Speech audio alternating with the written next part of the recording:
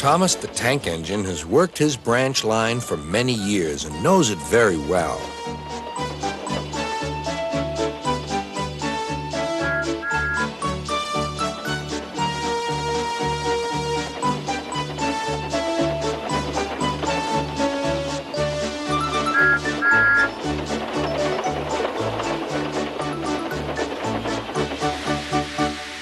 You know just where to stop, Thomas, laughed his driver. You could almost manage it without me. Thomas had become conceited. He didn't realize his driver was joking. Later, he boasted to the others. Driver says I don't need him now. Don't be so daft, snorted Percy. I'd never go without my driver, said Toby earnestly. I'd be frightened. Puh! Boasted Thomas. I'm not scared. You'd never dare. I would then. You'll see. The next morning, the firelighter came. Thomas drowsed comfortably as the warmth spread through his boiler. Percy and Toby were still asleep. Thomas suddenly remembered. Silly stick in the muds, he chuckled. I'll show them. Driver said I could manage without him. I'll just go out and then I'll stop and whoosh! That'll make them jump. Thomas thought he was being clever, but really he was only moving because a careless cleaner had meddled with his controls. He soon found his mistake. He tried to whoosh, but he couldn't.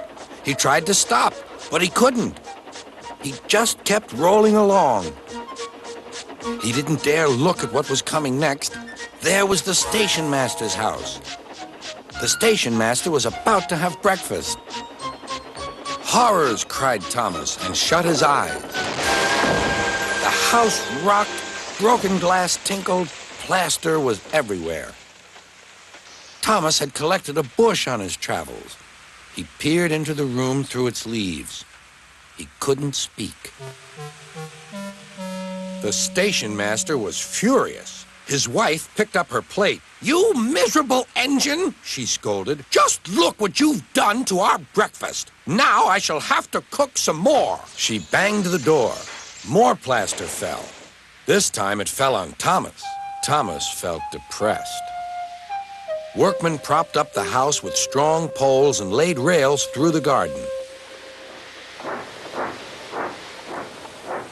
Then, the Scottish twin engines Donald and Douglas arrived.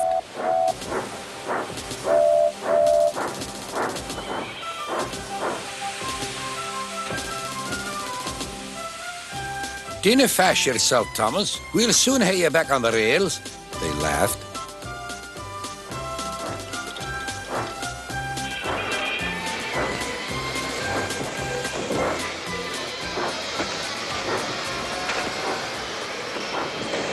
Donald and Douglas, puffing hard, managed to haul Thomas back to safety. Bits of fencing, the bush, and a broken window frame festooned his front, which was badly twisted.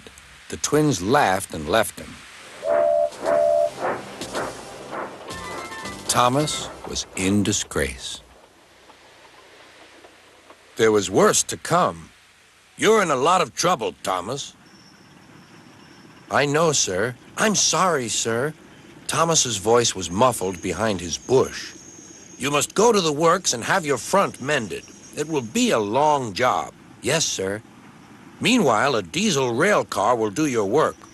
A diesel, sir? Thomas spluttered. Yes, Thomas. Diesels always stay in their sheds till they are wanted. Diesels never gallivant off to breakfast in station masters' houses.